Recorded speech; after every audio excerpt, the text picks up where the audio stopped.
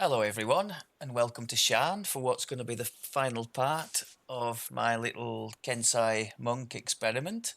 Hope you're all having a good day. Let's take a quick look at where the character is at the moment.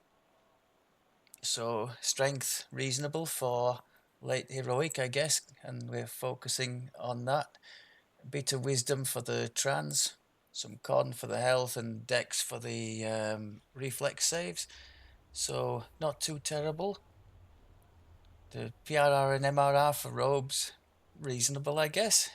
And the armor class, pretty decent. It's been giving us a real nice layer of defense all the way through, coupled with a decent dodge, which is generally close to the cap in Reaper, so close to 30, which has been more than enough to stand us in good stead defenses wise.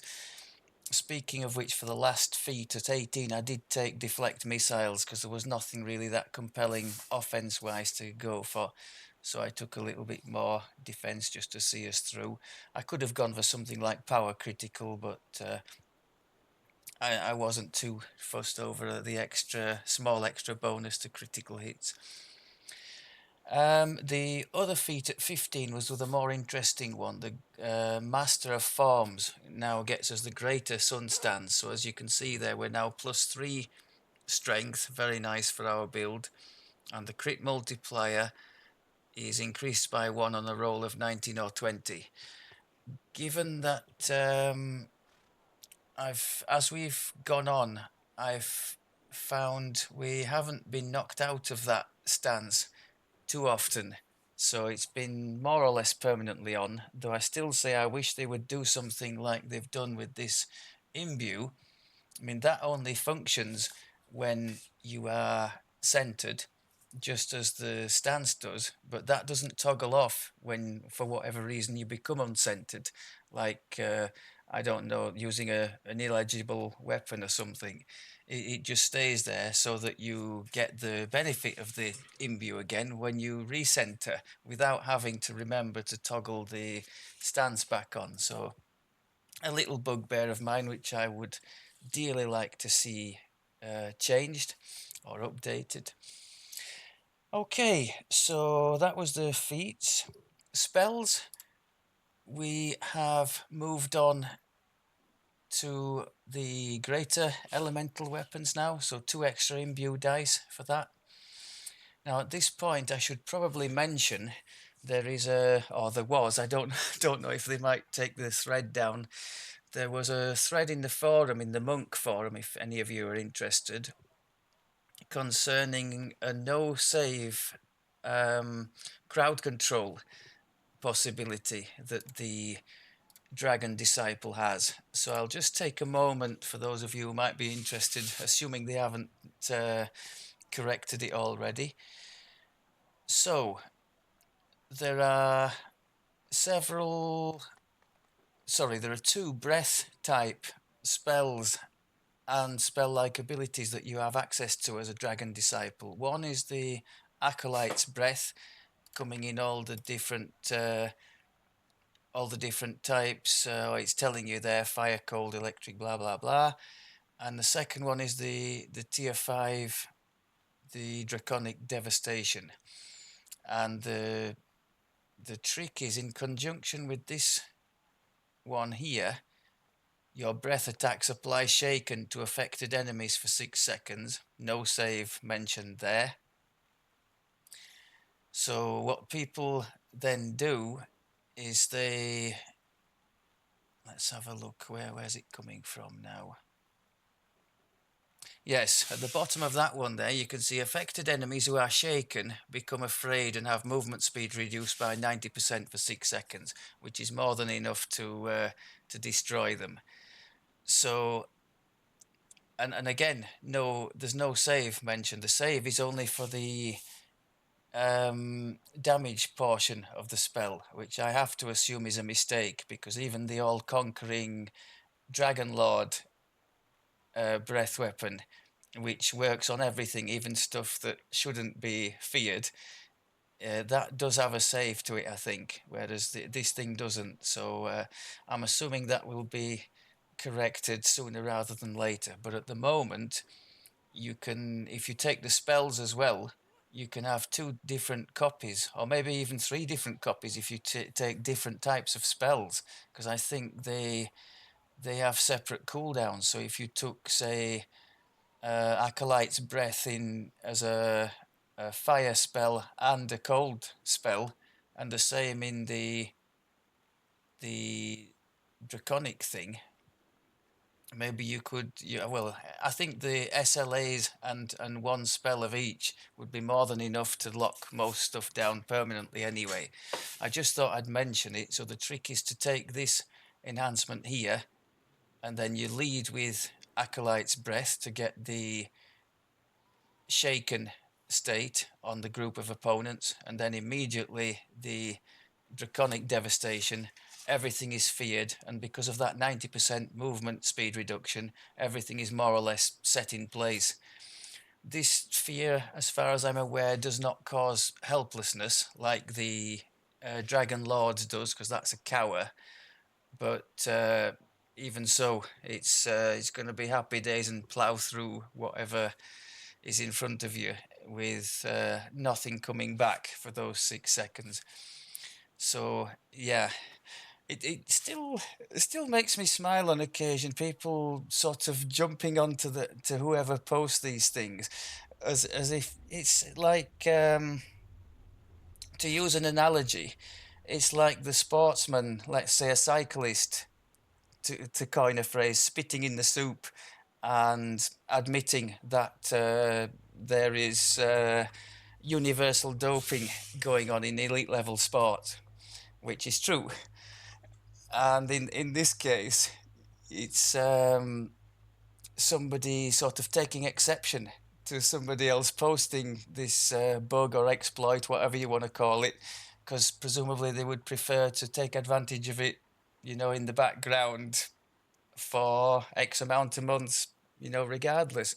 But my question there is, I mean, I haven't even tried it, to be honest. I thought about respecking just to demonstrate it, but I just settled for mentioning it in passing. There is a quick video in that forum thread. At the first post in the forum thread has a quick video clip of it if you're interested. But where's the sort of sense of accomplishment in doing something like that? You could sort of farm Reaper 10, because it works in any Reaper, obviously, as there's no save. You could farm Reaper 10. Let's say you do that for a week solid and make 20 Reaper points out of it. So what's the I don't know. To me, there's no sense of accomplishment there. There's no I guess it's different things that float your boat. Some people are just about the numbers. If they make 30 Reaper points off it, maybe that's a good thing. To me, those numbers are just a function of playing the game. The things will all come in time.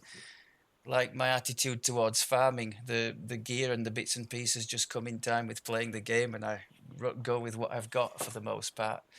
And it's been a successful recipe for me in the past anyway. Okay, so I just thought I'd mention that. As we are here, let's mention the state of play. This is like the end situation, more or less what I'd envisaged, and it's great, to be honest. We'll start with the Kensai. We've been maxed in here for a long time with these nice tier 5s, all the extra hit and damage leading up there in conjunction with the fighter feats that have led us to be able to take these. A bit more on tactics, because we have been making extensive use of stunning blow and trip. And now that we've got the trance going as well, you'll see that we have a half decent, oh, it's not that decent, is it? It's a bit better in Reaper.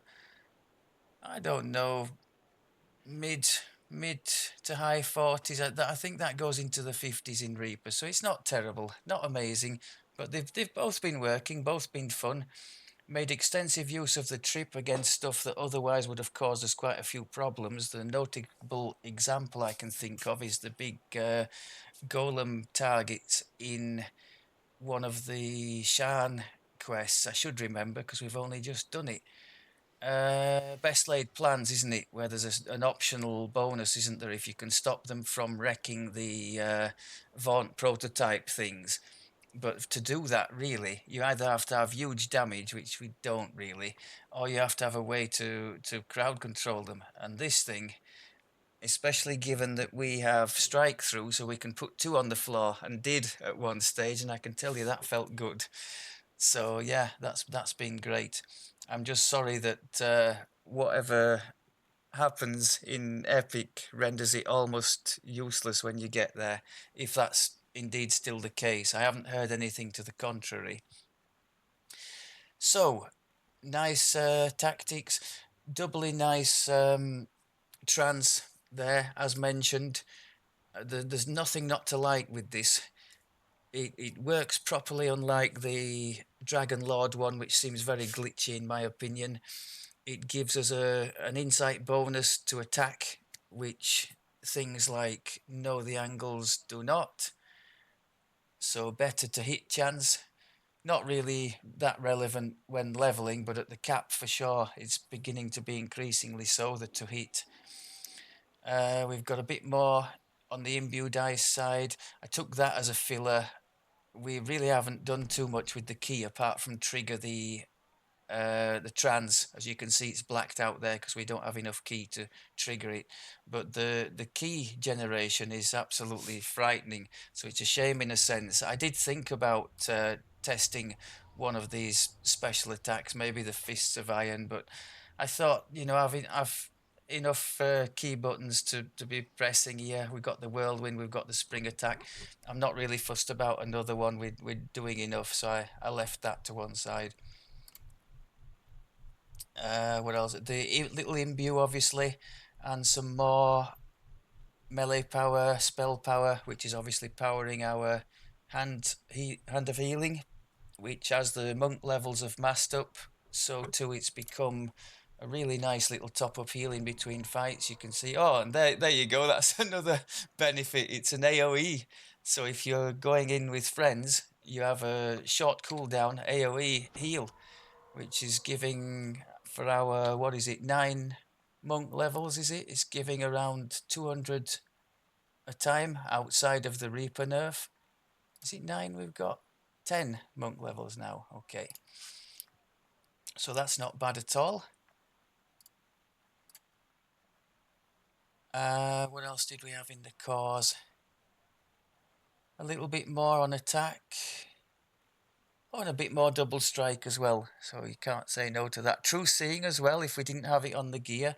I have been without true seeing, as mentioned, for a few levels in the past until we got the Shan gear. It's on there, isn't it?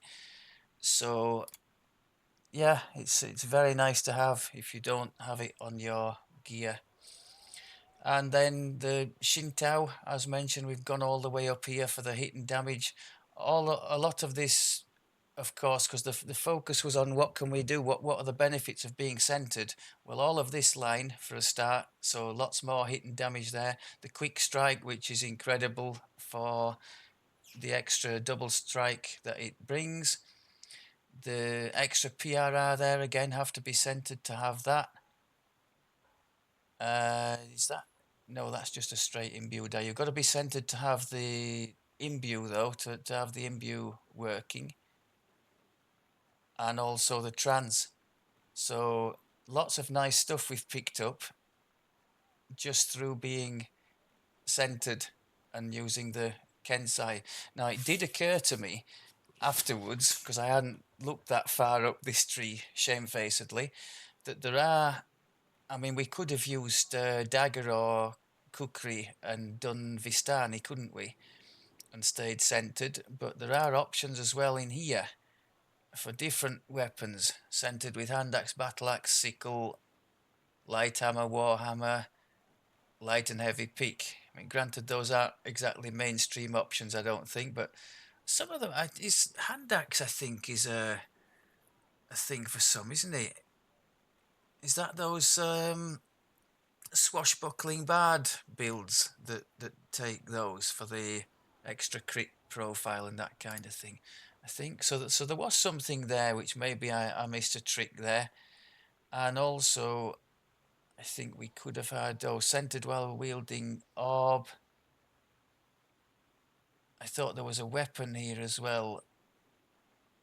One-handed clubs and scepters. Well, not too many builds, if any, would use that, would they? But yeah, so there were some options on the table. Should we have chosen to go? So, and that would have enabled pure monk, and I could have benefited from things like the Flight of Kings, abundant step like ability that the Dragon Disciple gets at 12. That would have been nice, but I have no complaints with the way we've done. We went about it in a bit of a, I mean, that would have saved the messing about, you know, with the quarter staves, and at some stage having the advancement hamstrung by having only 2 levels in monk. That kind of thing would have been put to one side by having a pure monk and just focusing on one of the weapons here. Maybe with hindsight that could have been better, but there is significant power as well in this Kensai tree, so I don't think we've done too bad at all. It's been fun. And once the little heal comes online, I've very rarely had to bother with the second wins. They're just there to keep us alive, you know, in case I make a real balls of something or somebody gets one of those nasty damage over times in on us. Speaking of damage over time, we do have some resistance to that too. The resist energy, by the time we, well, I'm not going to take 19, but at 19, 11 levels of monk, we would have plus 30 from these energy resists. So that's another nice little benefit we can use. So yeah, more than happy with the way the enhancements ended up. Happy with the heal. That more than took us through. It's leading me to think, actually, I'll obviously be giving a go to the new race that's coming along with the myth, not the Mythran, or the new Ravenloft expansion thing that's in the works at the moment. It's like a vampire thing, isn't it? And that might give some license to play classes that traditionally don't have a heal, the likes of Warlock and Rogue. I'm thinking of that really don't have much of a heal in Heroic.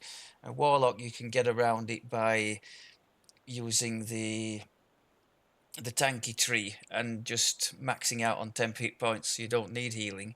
But a Rogue, as far as I know, that aside of scrolls, hirelings, or healing potions, I don't think they do have a means to heal, do they? So I was thinking, especially as we haven't done a rogue on the channel, maybe we could have a go with one of these Dampier as a rogue, see if we can survive with the negative energy healing, and have fun trying a rogue. I think, yeah, I think the obvious choice for that Dampier is the Pale Master type thing, isn't it? Eldritch Knight, because it just fits in very well with the sort of Pale Mastery side of things. But we've already done one of those, so I'll definitely be doing something different. I've managed to digress here. Right, Shuriken. I mentioned to one of you in the comments that I did, although we missed out on the Snow Star, managed to find on our journeys through Mistranor one of these babies. I didn't actually find it, but there's a nice little mechanic whereby you find any 2 of these fallen age weapons, and they do drop like confetti at a wedding, so you'd be very unlucky, in my opinion, if you did a full run through that expansion and didn't find 2 of these in chests to hand in to the vendor.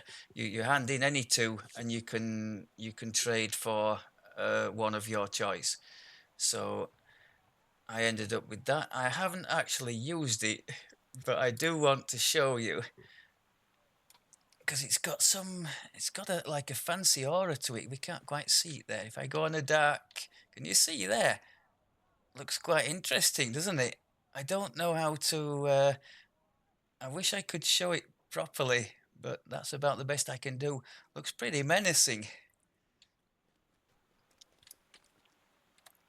I tell a lie, I used it to break 1 or 2 of the special cargo in the Smash and Burn quest in the cogs. but it's not been used in anger to attack anything. I think the last time I attacked anything was the Crucible, getting rid of the annoying nulls up at the top when you're trying to pull levers with the hireling in the maze, and the nulls, if you don't get rid of them, just annihilate your hireling, don't they? Right. Uh, gear. Yeah, I haven't done the gear, have I? It's dead obvious stuff, not changed much. Just changed to the Shan 3-piece set. So turncoat, sticking with the, well, obviously sticking with the robes this life, but I've been recently just doing robes anyway to get the max dodge. Super item, that one. And the gloves, very nice to have also. Insightful Deadly is kind of irrelevant now we've got the trance going, because that is an insight bonus to damage, so it doesn't stack. But the rest of it is very good on there. And I think that's it. That's all we'd added. I think the last time. Oh, I haven't. No, I added a ring. I mentioned I was going to, just a combustion ring for the imbue. Now, when were we last? Oh, we were last with you at 14, so you've seen these rings. So that it's just literally just the Shan stuff that I've added, and I've rejigged the little set bonus thing for Volkor's Might. Instead of using gloves and bracer as we were doing, I'm now using trinket and bracer. And that's it. That's the only thing I've added. I've mentioned about the no save CC. Yeah, if you were going to do that thing with the no save crowd control, you'd really want to pick up Quicken to make the breath attacks go nice and quick.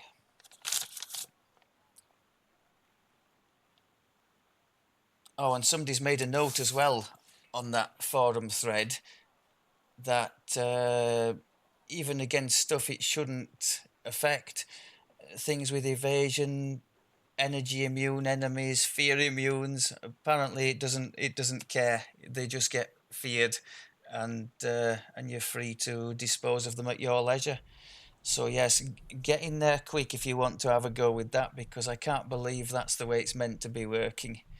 If that is the way it's meant to be working, it does feel like a slap in the face for someone like my caster druid, where I've really invested quite a bit of effort into pushing the DCs up, and as mentioned in the 0 degree comet video recently, um, regularly seeing things just waltzing through my burst of glacial wrath, stuff that should be frozen by it. So to see something like this on the other side of the coin does feel like a bit of a smack in the face.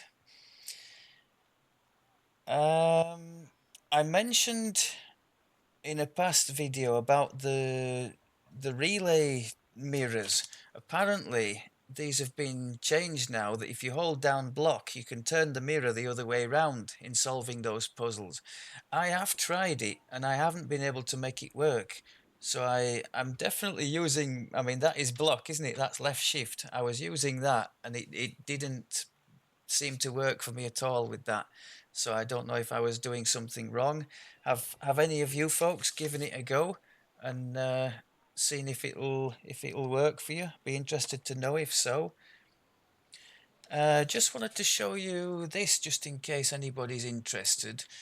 They recently, I think in that same update actually, as I was mentioning about the relay things, they recently allowed us to have any cosmetic things like footprints and whatnot that you might have got through hardcore on their own separate feet thing in the feet list, so that you can just drag them onto your seat there, just drag them onto your hotbar and toggle them on as and when you want. Now these do persist through past lives. So I think that's a nice improvement for people who like that kind of thing.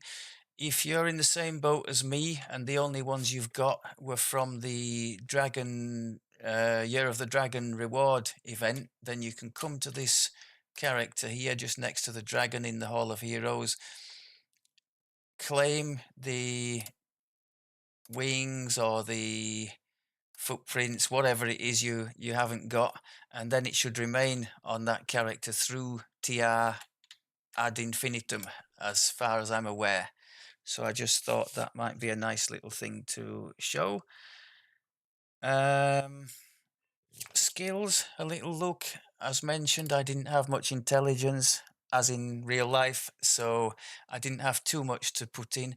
I put plenty in balance in the end because it's a monk class skill, put some in concentration to help the key bar. I don't know why, because we were absolutely swimming in key anyway, but a few in jump to start with, just so we would be able to pass most of the things where we needed a high jump score, and some in UMD for mostly for the convenience of the teleport scroll.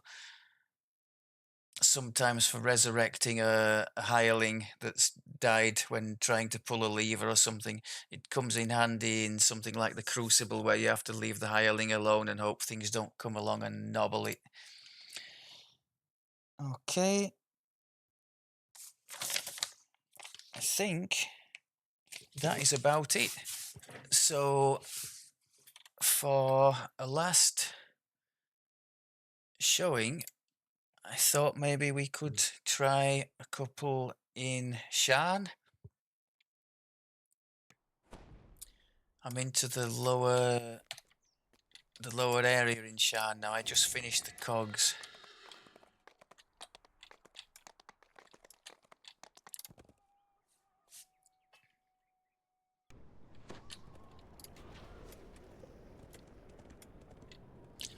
I think if nothing else, this foray into the various melee classes has definitely opened my eyes to some of the little nuts and bolts of some of these trees, and what you can put together one with the other to make something relatively cohesive. I'm pretty sure this would have done all right through Epic.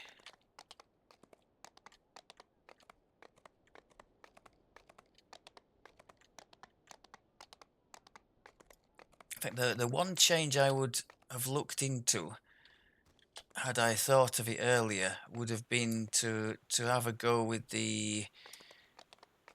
one of the weapons that would have made me remain centered from the start, and just not messed about like I did with holding up the advancement trees just because of 2 levels of monk. I think that might have been the one thing I might have changed. Other than that, it's been a lot of fun. An imposing figure motions for you to stop. Please turn back. Vaunt Arcano Technic is dealing with a security problem inside this store. For your own safety, leave immediately or face the consequences. Oh Christ, that was clever. No buffs done and just runs into the first group. The manager says that Vaunt's security detail has kidnapped the informant you were supposed to meet. They're probably holding him somewhere inside the store. Open the door to the Sky Coach, Doc Zocus. They'll capture that fractious wizard any moment. Deary me. We'll be departing shortly. Right, can we just pretend that didn't happen?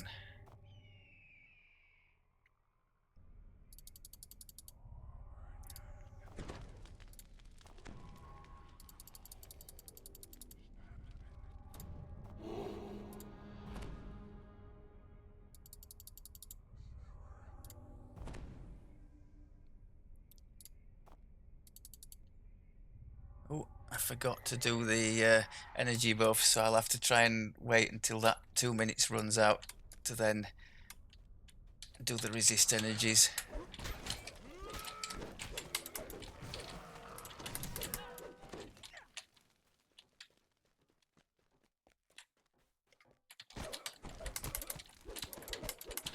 I definitely would like one of those spring attack type things in our end build at the cap, whatever form that takes. I'm noticing there is one on quite a short cooldown in the Fury tree, which I think we might well go in.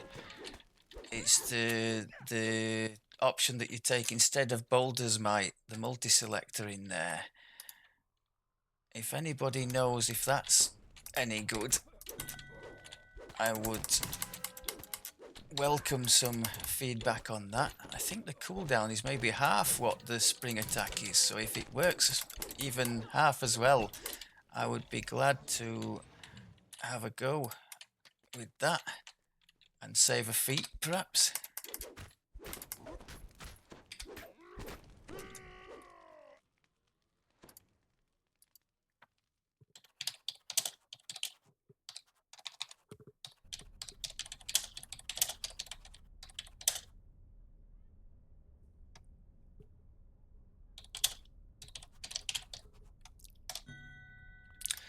Right.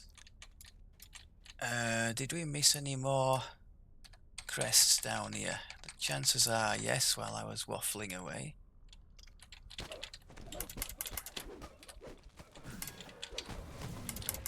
Using both trip and stun in there to pretty good degrees.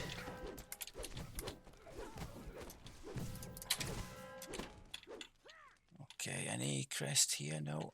So it looks like we've still got 3 crests to find up on the top level. See, outside of the Reaper nerf, that little heal thing, even though we're not a full monk, is doing really nicely. Imagine how it would be if we had all levels, if we were pure. That heal would be rocking. Even in the low Reaper, it would be healing us very well.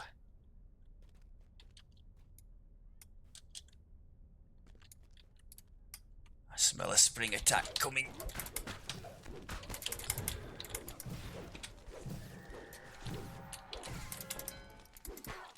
Lovely stuff. We're not finding any more crests though, are we?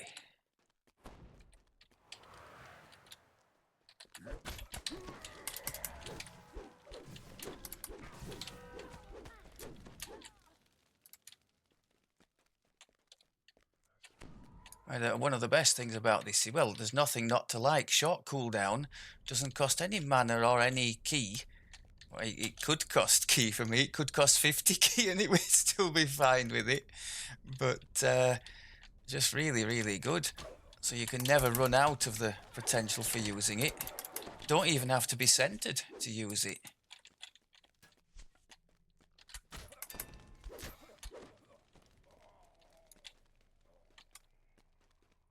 Come on, where are the rest of these crests? I think I still need 2, don't I?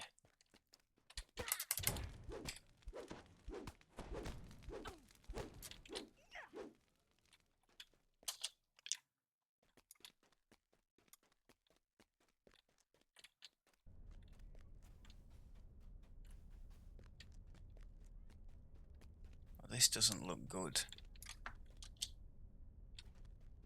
Is this the point at which I check my inventory and realise I've actually got them all? I don't think so.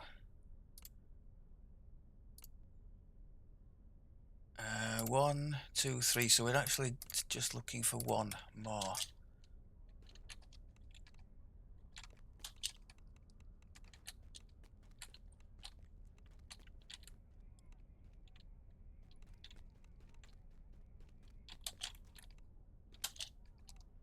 Fungus ain't gonna do it, people.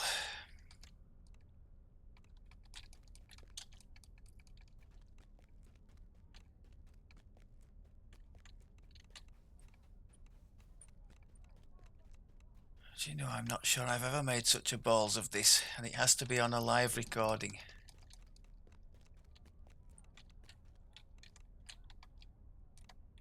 That wasn't 1, was it? No. Must be on the bottom floor then somewhere. Where have I missed it? What's the betting it was right at the start and I missed it there? Oh, face palm.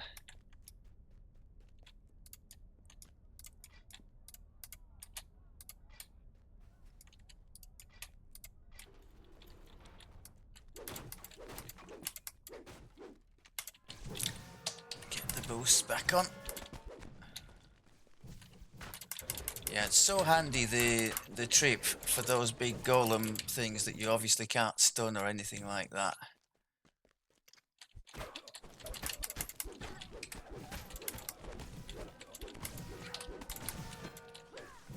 Go away.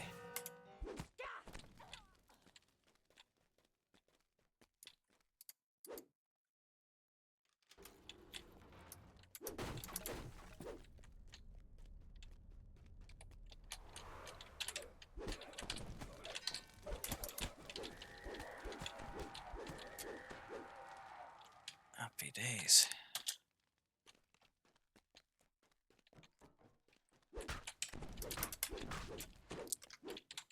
A small figure cowers in a corner, menaced by Vaughn's security force.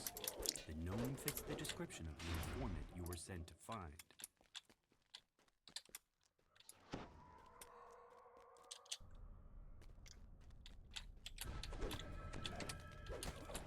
Quite like hitting the two buff attacks, the double strike and the opportunity attack for extra melee power and double strike, and then going with the whirlwind. That seems to be a really nice destructive combination.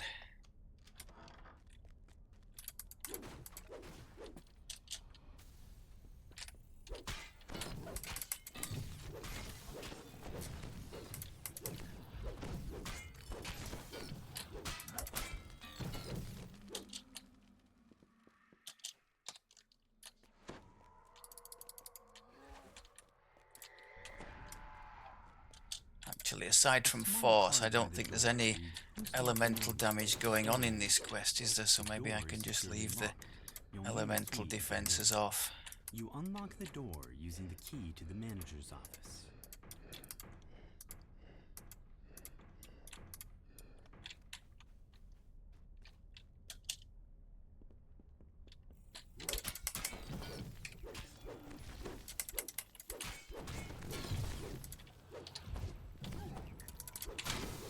I'm not sure what the time scale is on these new 64 servers that are coming, but I haven't tested one myself yet, so I look forward to having the opportunity to do so.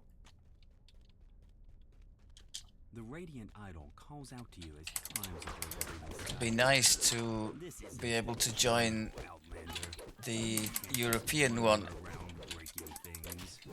because up to this point I've obviously had to live with being a long way from the server and the I suppose the extra lag that entails. The sky coach flies off, and the lone remaining Vaughn security officer springs to the Right, having made a complete horlicks of finding the crests in that one, I'm going to hope that this second one goes a little bit more smoothly. Don't worry, I'm not going to do the whole lot. I just thought I'd throw a couple in at the end just to show where we were with it.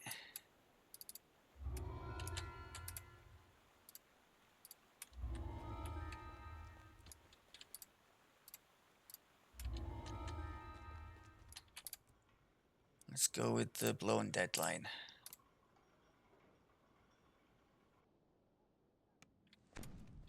You arrive at the world-renowned Koronath, a temple dedicated to the god of wealth, located in the pulsing heart of Sharn.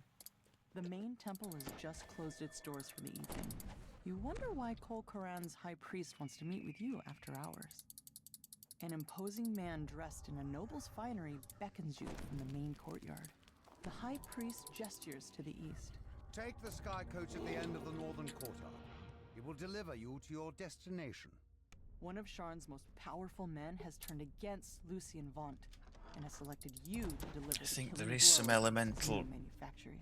stuff in You this, arrive at your isn't there? destination after a long flight through the forest Let's of towers that comprises throw some of the middle Memphis basics district. on. To your surprise, Vaunt's Dura warehouse is a drab and unremarkable structure. So now towards the The back end entrance of is the unguarded, leveling, our so you slip monk inside. spells are lasting a reasonable amount of time, which is nice, which is most of the After a moment of stunned quests. silence, The guards scramble into action. Oh, hello. I was watching the hotbar to make sure I'd pressed everything, and then I realised suddenly I'd wandered into the encounter. Well done, me. Pulling the ornate lever triggers a suspicious rumbling in the hall behind you. You've uncovered a secret passage.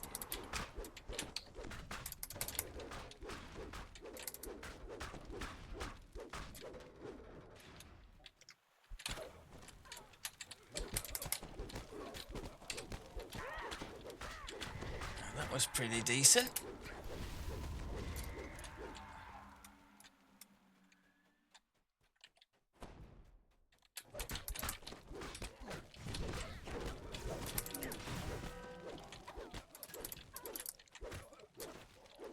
Oh no, not the sticky. Look at this, 20 seconds of stuck. And I don't think you can cancel it out with a haste potion either, can you? No, it's just...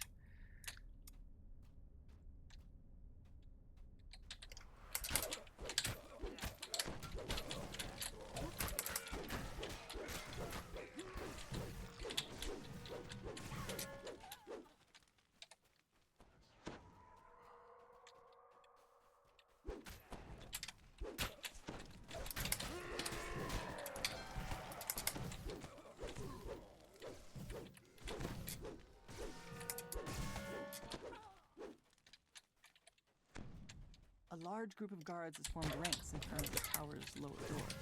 Defend the doors! One shouts at the man. Don't let them pass! Happy haste boost. Breaking open the doors unleashes a wave of hot air. The heat reminds you more of your time down in the cogs than of the Middle City. Just noticed there that trip had quite a area to it. It also took the one behind the target, which I was quite away from. Maybe it uses the reach of your weapon. As you open the first valve, the pipes in the room begin to rupture and steam hisses from the cracks. Another pipe breaks, and the machinery itself begins to shudder. Pulling the final lever causes the temperature in the room to flare up as the system breaks down. Flooring suddenly gives way beneath your feet. The rumble and clank of machinery grows louder as you move further down the passage.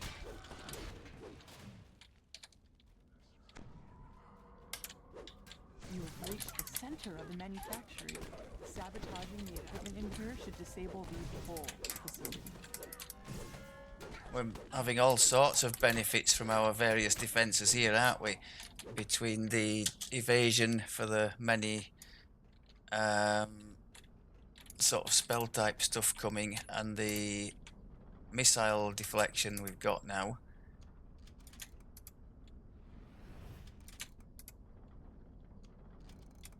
The machinery loudly grinds and squeaks.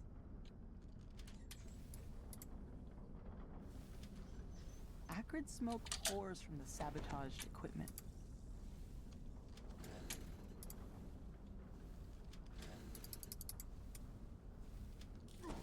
Arcane lightning crackles through the grating as the device overcharges and melts. The last piece of equipment in the main manufactory sputters and stalls. Soon, the entire tower starts to quake. Oh, hello, Mr. Ripper.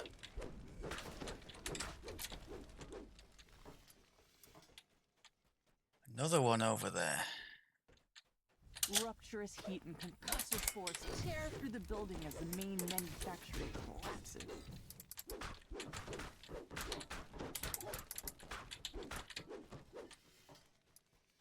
A gnome roars at you as you enter the room. My wonderful equipment! How could you destroy it like that? You'll pay for this travesty!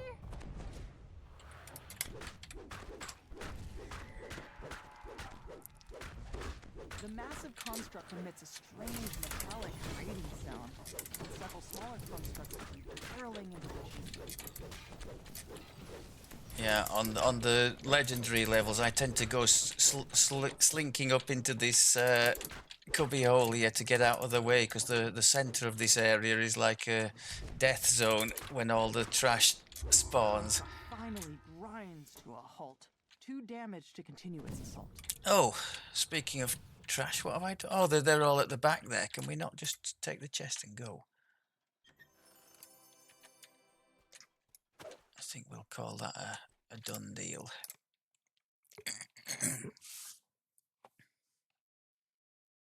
Okay, I think we've seen enough to see we're in a pretty good place.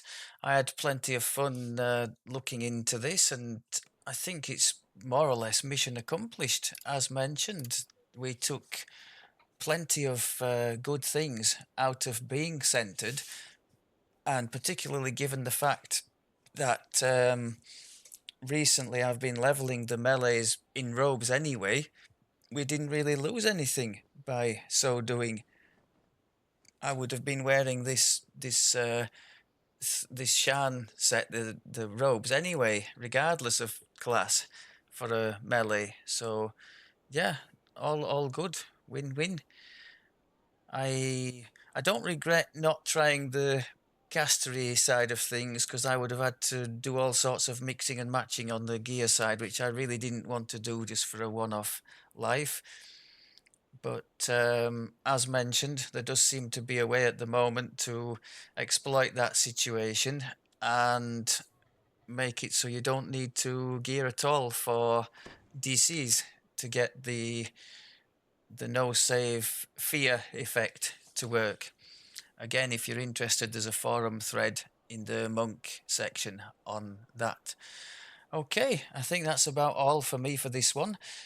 I look forward to investigating the Dampier when the time comes. I've definitely got my eye set on a roguey type for that. Maybe a rogue stick build, as I have not done one of those, and I did enjoy the quarterstaff start that we did to this one, and felt a little bit sad actually that we couldn't carry on with the quarterstaffs, because that's not what I'd planned. But there is a dedicated quarterstaff tree, isn't it? Is it Thief Acrobat in the Rogue? And the Assassin tree has some nice things in it too. So yeah, I could see us trying a Dampier one of those sometime in the future. Until then, thanks very much as always for looking. Happy questing, and I will speak to you soon. Take care.